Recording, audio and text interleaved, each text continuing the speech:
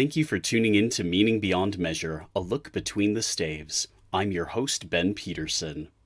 The purpose of this podcast is to dive deep into music, to share the story behind the sonnet, to explore the conundrums composers faced, and ultimately to discover new meaning in the music we make. In today's episode, we'll explore the Elijah Oratorio by Felix Mendelssohn. Have you ever tapped your toes to Here Comes the Bride? Or perhaps you've thrown your head back Charlie Brown style to sing Hark the Herald Angels Sing. Well, if so, you enjoy the music of Felix Mendelssohn. Felix Mendelssohn was born in 1809 in Hamburg, Germany. His grandfather Moses Mendelssohn was a philosopher and a devout Jew. Mendelssohn's father Abraham was also Jewish, but sadly anti-Semitic laws made life very difficult for Abraham Mendelssohn. It pained him to see his children harassed and insulted. So after careful consideration, Abraham heeded his wife's counsel, and in 1816 their children were baptized as Christians. 6 years later, Abraham and his wife were also baptized.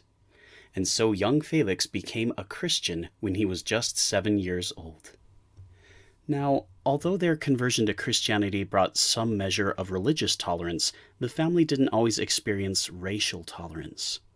On one occasion, the Mendelssohns had a family vacation, and Felix and his older sister Fanny were attacked by some ruffians. Felix tried to defend his sister, but they were outnumbered, and both of them were stoned. Luckily, both Felix and Fanny Mendelssohn survived the ordeal, and Felix went on to compose a cacophony of captivating compositions. In fact, before little Felix was 11 years old, he completed 60 compositions, including a small comic opera. Abraham was proud of his son, but he was also careful not to push his child prodigy.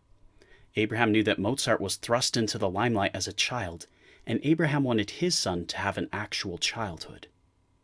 Since Abraham was relatively wealthy, he provided for young Felix's training, but he kept him out of the public eye so that Felix could grow up to choose his own path, unmarred by outside influences. Since Felix Mendelssohn was free to choose for himself, he gravitated towards church music, and particularly Lutheran music. Although his first few years were Jewish, Mendelssohn embraced Christianity wholeheartedly. And for Mendelssohn, no musicians expressed Christian ideals more powerfully than Handel and Johann Sebastian Bach. At that point in history, Bach had been all but forgotten. His music was no longer performed in Europe. So Mendelssohn put on several concerts to reintroduce Bach's music to the public. In 1829, the 20-year-old Mendelssohn restaged Bach's St. Matthew Passion. There was just one small hiccup. When Mendelssohn stood to direct the performance, someone had placed the wrong score on his podium. So Mendelssohn did what any of us would have done in his shoes. He conducted the entire work from memory. He even turned pages at the right time so the soloists wouldn't suspect anything was wrong. Well, the performance was a huge success. It rekindled a veneration for Bach in Germany, which spread across the globe. This performance also helped establish Mendelssohn's international acclaim. But the ever-modest Mendelssohn remarked, quote, "To think that it took a Jew's son to revive the greatest Christian music for the world." When Mendelssohn wasn't reviving the greatest Christian music of Bach, he was composing the greatest Christian music of his age. It's said that one night Mendelssohn was reading about the prophet Elijah in 1 Kings. "And behold, the Lord passed by." These words in particular struck a chord with him. Mendelssohn read of the prophet Elijah, who lived in the days of wicked King Ahab and his Phoenician wife Jezebel. Jezebel introduced the pagan god Baal into ancient Israel. Then she and Ahab hunted and killed the prophets of Israel. Despite the mortal danger that Elijah was in, he confronted King Ahab and declared, "As the Lord God of Israel liveth, before whom I stand, there shall not be dew nor rain these years, but according to my word." Now, Elijah's bold prophecy was a slap in the face to those who worshipped Baal. According to Canaanite tradition, Baal was the god of rain and storms. By their belief, only Baal could seal the heavens and cease the rains from falling. Now, scholars dispute which Baal the Israelites were worshipping at that time. Some believe it was Baal Shamin or Melkat. Others contend it was Hadad or some other iteration of Baal. But each of these various Baals supposedly held control over the heavens and the rain. Regardless of which Baal these misguided Israelites worshipped and sacrificed their children to, that Baal couldn't produce a single raindrop in Israel for almost 3 years. King Ahab was furious at this famine, and he blamed Elijah for troubling Israel. Elijah responded that the king troubled Israel by endorsing the worship of false gods. And if the rainless years weren't proof enough of Baal's falseness, Elijah issued a challenge to the king. He said, "Gather 450 prophets of Baal, and 400 of the prophets which eat at Jezebel's table. And then at Mount Carmel, we'll show all of Israel whose God is God." Elijah stood alone against hundreds of the false prophets of Baal. Elijah told them to prepare a young bull as a sacrifice for Baal, and he would prepare one as a sacrifice for Adonai. Then whichever god was the true God would light their own sacrifice with fire. Now some traditions believe that Baal didn't just control the rains, but that he was also the sun god. So if anyone could rain down fire from heaven, it should have been Baal. But what followed was a Baal fail. From morning till noon, 450 prophets of Baal prayed and cried, asking Baal to set their sacrifice ablaze. Then at noon, Elijah engaged in the first recorded account of righteous trolling. He quipped, "Cry aloud, for he is a god. Either he is talking, or he is pursuing, or he is on a journey, or peradventure he sleepeth and must be awakened." Then Baal's prophets started cutting themselves as part of their prayer rituals, but from noon till evening there was still nothing from Baal. Finally, Elijah prepared an altar of 12 stones and a sacrifice. He built a trench around it, and in the spirit of overkill, he had 12 barrels worth of water dumped on the sacrifice and the wood. Then he filled the trench with water also.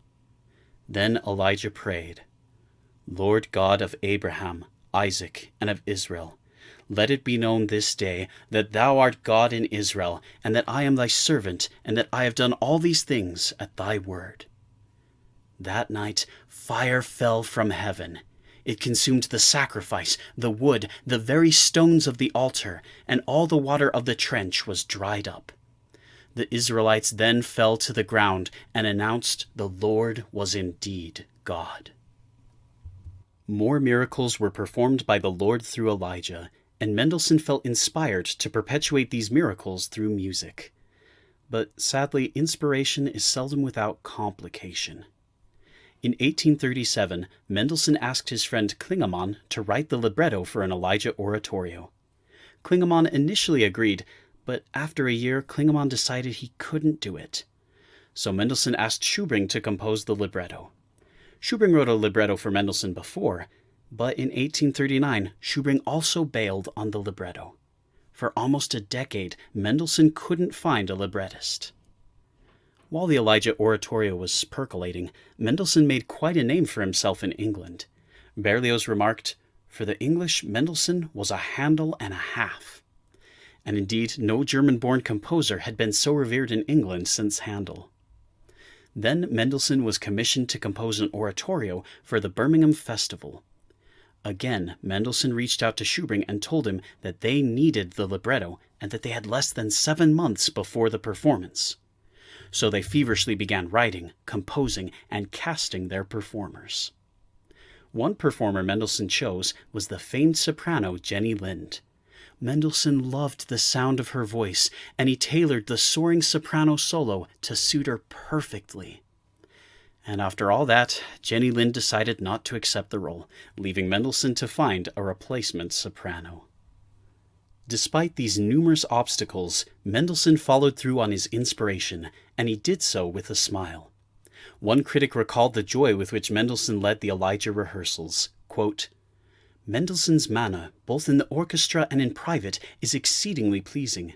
His smile is winning, and occasionally when addressing a friendly correction to the band or choir, full of comic expression. He possesses a remarkable power over the performers, molding them to his will.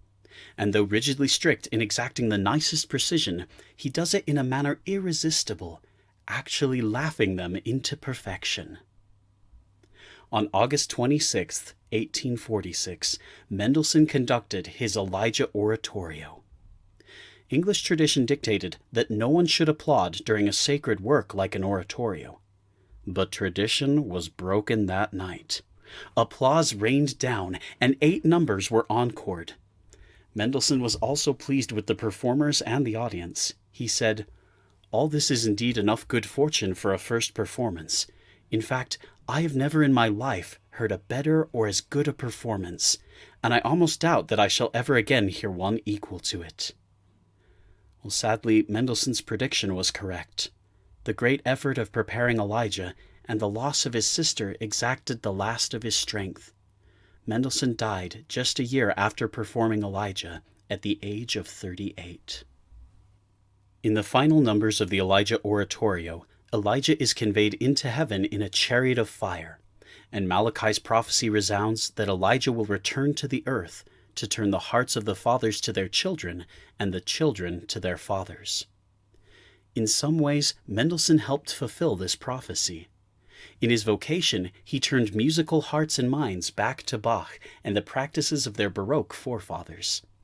But in his personal life, Mendelssohn also turned his heart towards his fathers. You see, when Mendelssohn's father Abraham converted to Christianity, he changed his last name to Bartholdy. Abraham wrote an impassioned letter urging Felix to abandon the last name Mendelssohn and adopt the Christian name Bartholdy. He told his son the name Mendelssohn would brand him as a Jew forever. He wrote, you must not use the name Mendelssohn.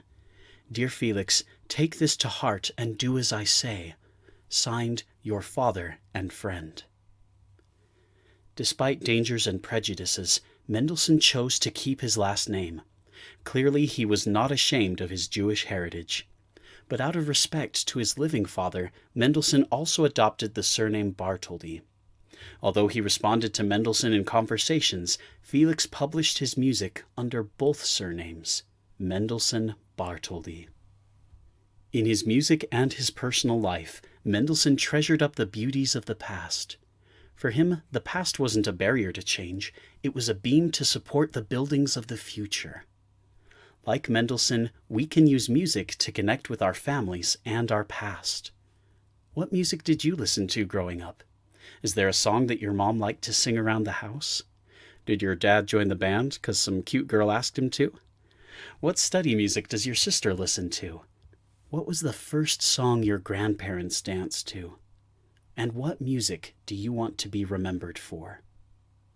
Music can be a powerful tool for unlocking memories, increasing understanding, and drawing families close together. I hope that your musical memories can turn you closer to your families, and that together you'll make more musical memories in the years to come. I'm Ben Peterson. Thanks for discovering Mendelssohn's Elijah with me in this Meaning Beyond Measure.